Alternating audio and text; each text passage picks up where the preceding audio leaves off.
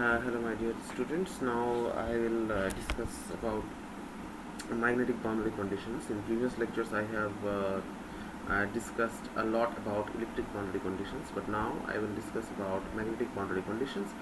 I have discussed in the boundary conditions. What are the boundary conditions? First of all, there is a boundary between two mediums. You have to consider the conditions alongside the boundary.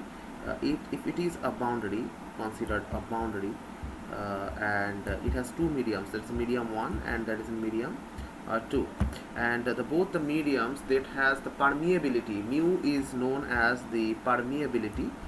If this factor is considered, then we can take the study on magnetic boundary conditions. If it is epsilon, then it will be known as permittivity. Then we can call upon it a electric boundary conditions. But here we can see that we have largely talked about mu.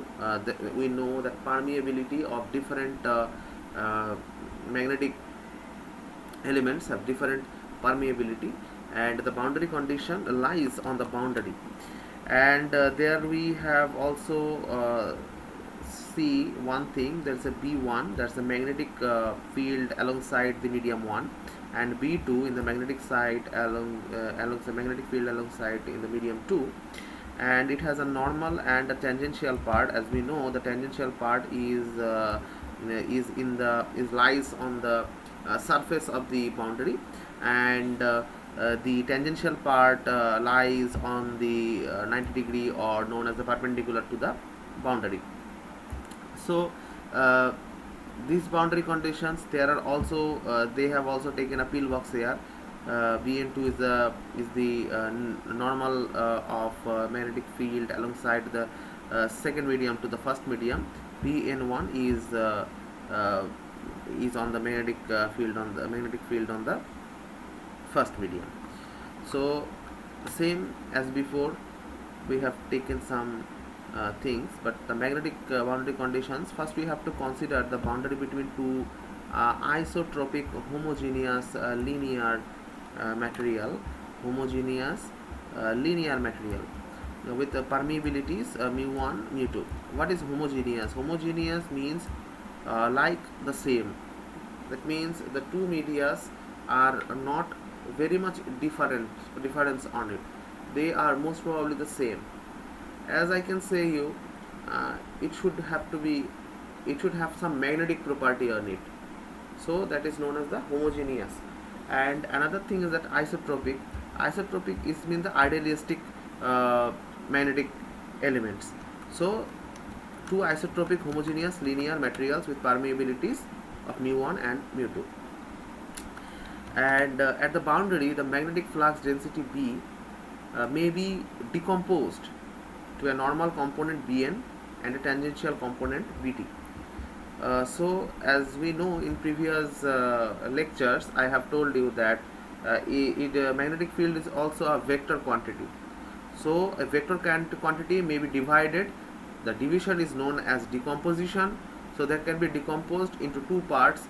Normal component is the perpendicular to the surface, and tangential component is lies on the same surface. Then we have to apply Gauss's law for magnetic field on a small pillbox shaped volume. Okay, so now we are going to this figure. There is a pillbox that we have drawn a pillbox here, and as we want to study this, so we have taken Gauss's law in this surface del S. Okay, and an, this vector is the normal vector on the surface of normal magnetic field. So as we can see this, so if it is del H, the total height, the half of the sides lies in the both part of the mediums. Now as you can see here, the small pillbox shape that we have told you before, small pillbox shape, the volume BDS, we have taken the that is called the closed surface integration BDS. After that, it could be written as Bn1 del S, Bn2 del S.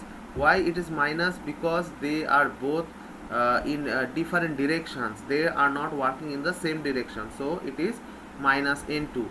That means the two magnetic fields on normal surface are in different directions, or the unit vector are in different directions.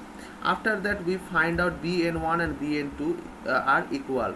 So first law says the normal component of magnetic field in magnetic boundary conditions are equal. So the normal component B is continuous across the, if it is equal, so we can write normal component of B is continuous across the boundary between the two adjacent media. Why that is known as adjacent media? That means they lie very close to each other, and that is the scalar form, and that is the vectorical form, where we use the vector sign here, where we use the vector sign, the an, the ultimate unit vector on this matter. As you can also see, here, that is the pillbox and the bn1, and that is that lies on that part, and that is the an, the unit vector on this part. Now that is the magnetic boundary condition. First of all, that is b2 minus b1, an is the unit vector. After taking this an as it is perpendicular to the path, so if we take the, if we take, that is the resultant vector, so the two vectors are part, an is on the perpendicular side, so that is 1 vector, the value of unit vector is 1, and the angle between these two is alpha, so it is cos alpha. As alpha is equal to 90 degree, so if it is cos 90, so it will turn on to 0. That is another type of explanation on this matter. Now as we know, B is equal to mu h. B is equal to mu h. Mu, what is mu? Mu is the permeability, and h, B is magnetic field, or that is known as flux, and h, that is the normal component of h. What is h here? We have to look forward to it. What is the relationship between B and h?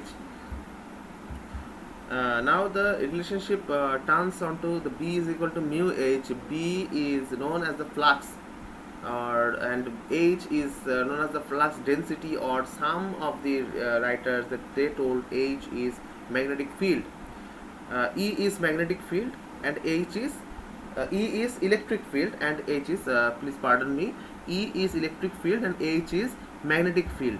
But here B, if you say B is equal to mu h, B is the magnetic flux and h is magnetic field, and just we replace the thing bn1 n2, so mu1 hn1 mu2 hn2, and after that you can get this relationship.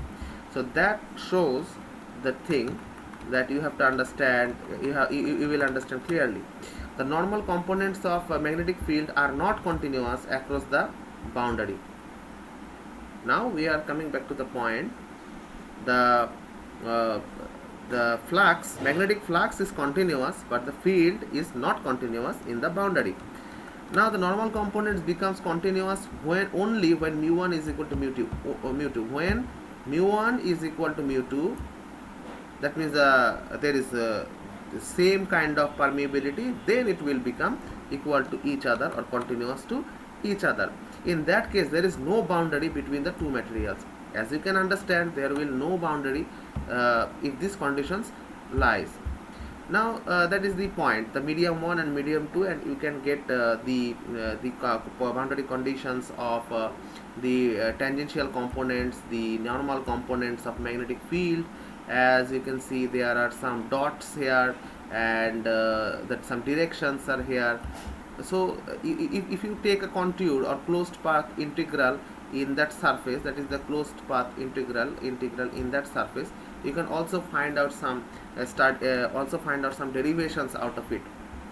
As similar as before, now we are heading towards the magnetic field. Okay, So